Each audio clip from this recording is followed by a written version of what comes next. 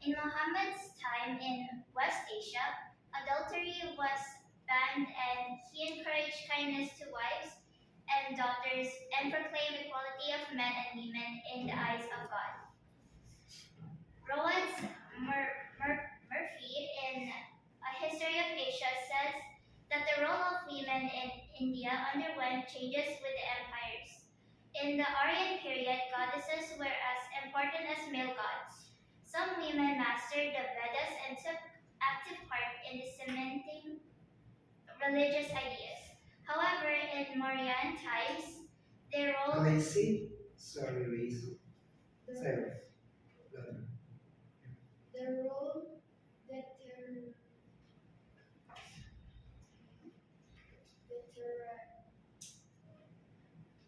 deteriorated means going down. Deteriorated, but there were also high-class women in ancient India.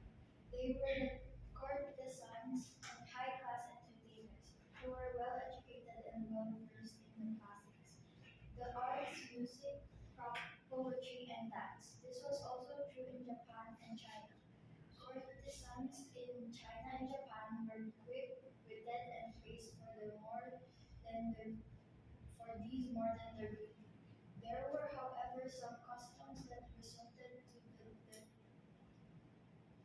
detriment of women in India. The Satis, the Johar, and the Vadasis.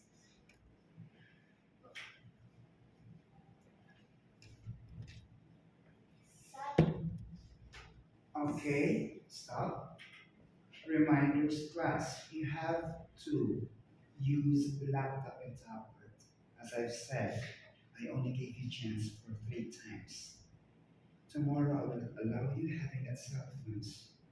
That's the rule that the principal of this institution imposed. That's a fact. Okay. Sophia, your turn. Sati is the practice of wives. Please louder your voice. Sati is the practice of wives immolating themselves to death on their husband's pyre.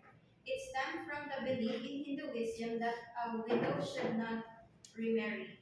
She was to spend her time in prayer and other religious rites and live like an ascetic, sleeping on the ground, eating only one meal a day, wearing no ornaments or colored garments, and using no perfume.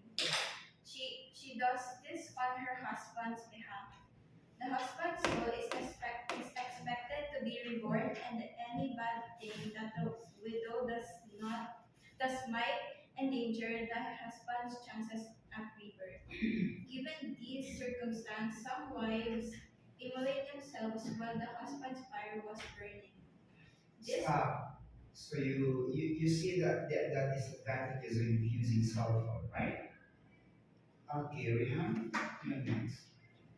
This practice, nevertheless, has been eliminated with better education and economic opportunities for women at present. Jauhar was the practice of wives and daughters of defeated warriors voluntarily immolating themselves to avoid capture and consequences molestation by the enemy. Diva, Divadasis only. You have difficulty in reading because the letters are very small. Your turn, please. Start. Johar. Johar was the practice of wives and daughters of defeated warriors voluntarily immolating themselves to avoid capture and consequent molestation by the enemy. Evanthesis, on the other hand, was the practice of marrying women to a deity or to a temple, thus depriving them the right to marry another human being. Both have been outlawed and are no longer practiced at present. During the Mughal era, the Muslim purdah was practiced. Purdah required women to conceal their skin and body from males. This practice imposed restrictions on movement as well as reduced the woman's freedom to interact freely in society. In the Islamic kingdom, the purdah was imposed for fear of the woman being kidnapped by foreign invaders. Some women in the Indian history, however, wielding ruling powers. Some of them were the wives and daughters of the royal families and Rajput or well-to-do families. Notable among them became queen powers behind the throne, as in the case of Noor Jahan, one of the wives of Shah Jahan. Some women also excelled in the arts as poets. Chinese women remained in the background, especially under Confucian ideals. They were considered subordinate to men. Male infants were welcomed while female infants received less attention